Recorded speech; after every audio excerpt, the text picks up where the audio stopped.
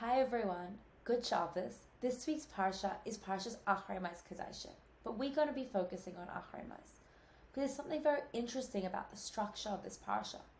It seems like it's focusing on two complete dichotomies, which sort of reflects the story of our life, but to an extreme. The first half of the parsha talks about the Avodah in the Beis Hamikdash, the holiest man on the holiest day doing the holiest service. The service of Aaron HaKohen on Yom Kippur. But the second half of the parsha talks about immoral relationships. Do not sleep with your daughter. Do not sleep with your animal. And to make it even stronger, before Ne'ilah, on Yom Kippur, in Mincha, we literally read this portion of Achrei. And it just seems like it doesn't even make sense. Why are we discussing two complete extremes? Holiest day of the year, and a day of the immoral relationships, which when you read of them just seems so, why are we even mentioning it on the holiest day of the year? It just seems wrong.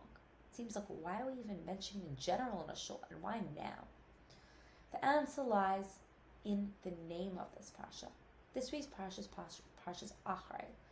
And it's interesting because when you read the first pasuk of the Torah of this parsha, it doesn't seem to fit in. Vayidaber Hashem el Moshe achrei shnei bnei Aaron b'kravasam l'fnei Hashem vayamaso. And Hashem spoke to Moshe to tell the day after two of Aaron's sons died, when they brought close before Hashem and they died. In context, this is talking about in Parsha Shmini, on the day of the inauguration of the Mishkan, the inauguration of the tabernacle, the most important day in Aaron's life, essentially, the day that he's taking on the mantle of being the the first high priest in Jewish history. His two sons bring close an incense offering that was not asked of them, and they die in an untimely manner. The pain must be excruciating. And the next day, which brings us to this week's parsha, Hashem starts instructing Moshe to tell Aaron about what the day of Yom Kippur, the services of the day, look like. And Pasuk Beis continues, and Hashem tells Moshe, tell Aaron to be very careful when he enters the sanctuary, so he does not come close, because if he comes close, he will die. Rashi brings an analogy. What is the connection? Why do we need to bring the context that his sons died? What does it have to do with the parsha? What does it have to do with the service of the Beis Hamikdash? Why bring it up now? And Rashi compares the parable of a doctor telling a patient, if you do this, you will die. But if the doctor cautions a patient and says, if you do this, you will die like such and such, the strength of the caution is that much stronger. So therefore, what did Hashem do? Hashem mentioned the death of his sons to remind Aaron, to caution him of the utmost precision that needs to be done in the Avodah. Otherwise, terrible things could happen. For some reason, this doesn't sit right. The Rebbe in a Sikha in 1988, Tafshin Memches, brings to light beautiful explanation of the achrei, one of the Mefarshim of the Torah. And he says something that in some way is completely out of character in the way that Nadav and Avihu's sins are portrayed in the Torah. There are many explanations to why Nadav and Avihu died. These include them being inebriated, them not wanting to get married, them not wanting to have children, but none of them come close to the way in which the achrei describes what they do. He describes them as tzaddikim. These tzaddikim, they were ones that wanted to kiss Hashem. They wanted to come so close that they wanted to be one with Hashem. Nishikos, they wanted to literally kiss the divine. But through kissing the divine, they got to a point that they wanted to be so close, ad kleis nefshasa mehem, until literally they experienced kleis hanefesh. They wanted to be so close to Hashem that they They became one with their source. How could an explanation, description that is so beautiful, one of Nadav and Avihu wanting to be so close, wanting to be so connected, wanting to be so one with Hashem, how could that have ended in their death? The truth is, the message of Parshas Achrei is a message that explains the complete dichotomy that we have in our service of Hashem.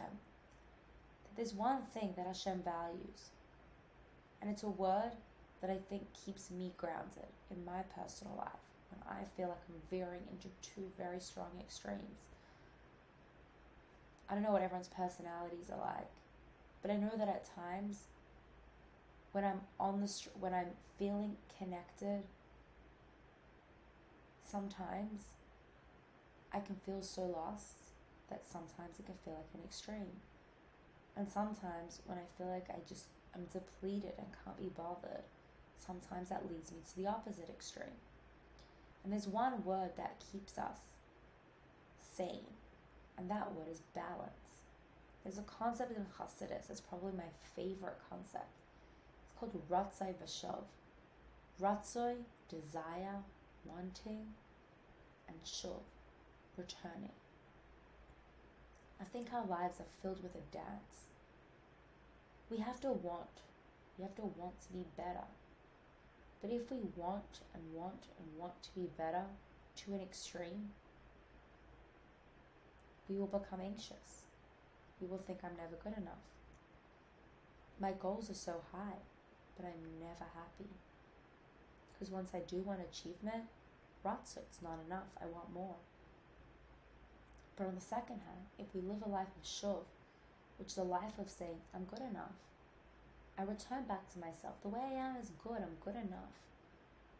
You become completely complacent and apathetic. Think you're good enough? If you constantly think, I'm amazing, I don't need to work hard, you will be lazy and become apathetic. So what is the trick? How do we achieve a life of actually being balanced? It's interesting, because when it talks about the Avodah of the Beis HaMikdash, it explains, it actually tells us that after the Avodah of the Beis HaMikdash, the Kohen Gadol returned home. Why is that an important point? Obviously, the Kohen Gadol returned home. Why does the Torah render it so important to mention to us that after the Avodah of the Beis HaMikdash, the Kohen Gadol goes home? Everyone goes home. Why is that a significant detail? And the Torah tells us something really profound. That in every state in your life, even in the most spiritual pursuit, there has to be a homecoming. You have to be grounded. The way in which we see whether Yom Kippur really permeated within us is if we could take it home. If we got lost in it, if we got lost in the experience, then perhaps it will never become practical. It'll never be grounded in reality. I know. I went to seminary in Sfa on a mountain. I remember when I came home, the coming home was very significant, because when I was there, I was lost on the mountain, and I loved it. But how was the success on my seminary experience wasn't how long I stayed on the mountain, but how I was able to bring those powerful ideas that had inspired me into my day-to-day life. What actually changed when I came to my regular life? Because on the mountain, it was easy. On Yom Kippur, it's easy to serve Hashem. On Yom Kippur, you don't struggle. The day itself atones. The day itself is just set out for success. There are times in life that was set out for success. And life seems, everything comes easy. Everything is just set. You don't have to struggle. It's just like, okay, my entire environment is providing the tools for me to be strong in my Judaism, whether if you're in a camp or a school environment or an environment that just is inspiring. But we all know that's not life. And often when we sometimes reach extremes, the extreme opposite can happen. When we're not fueled with that power and that energy, God forbid, the complete opposite, the complete immorality can happen. There can be two opposite ends of extremes that we're experiencing because there's no balance. Balance is a powerful word, and balance is something that we all need to sort of get together in our lives. Nadav and Avihu did something that was unprecedented. They gave their lives to be one with Hashem. They had complete ratzoi. They were able to say, Hashem, I want you. Even when they weren't commanded. It's like a gift that you get for someone just because you know their vibe. You know what they want. But they were tzaddikim. They were those that had the kiss and the desire to want to be one with Hashem no matter the circumstances. For them, coming home wasn't an option. They wanted to be one completely and utterly. And for that made way for even the concept of Yom Kippur to permeate.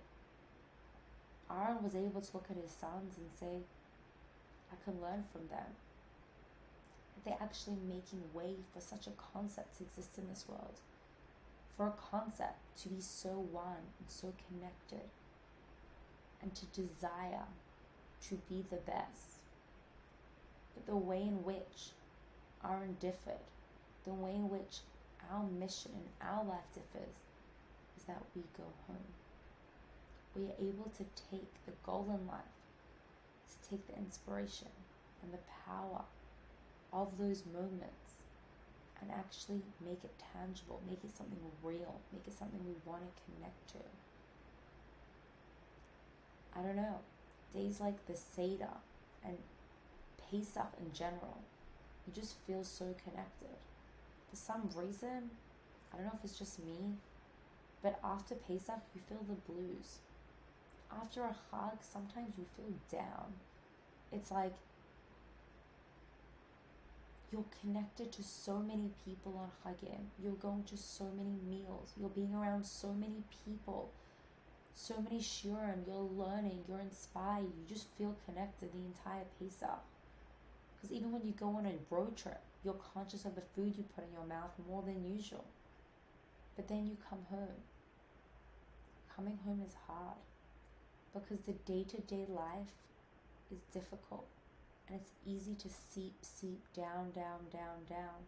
Because for some reason, it just seems like a complete dichotomy. It feels like we want a high, and then next minute it just feels like a complete low. And the disparity sometimes leads us in despair. And that's why the Torah reminds us that the Kohen Gadol goes home. The Kohen Gadol has an ability to take the strength and the power of Yom Kippur and bring it into his practical everyday life. Our mission in this world is not to lose ourselves completely to the point of death. And it's not to be sinking into the depths of immorality. But somehow, in our lives, find a balance to infuse God, infuse Hashem, infuse spirituality, infuse meaning, infuse depth to every moment, every interaction. So our day-to-day life, rather than sinks into immorality, becomes powerful and meaningful. Wishing you a beautiful, meaningful Shabbos.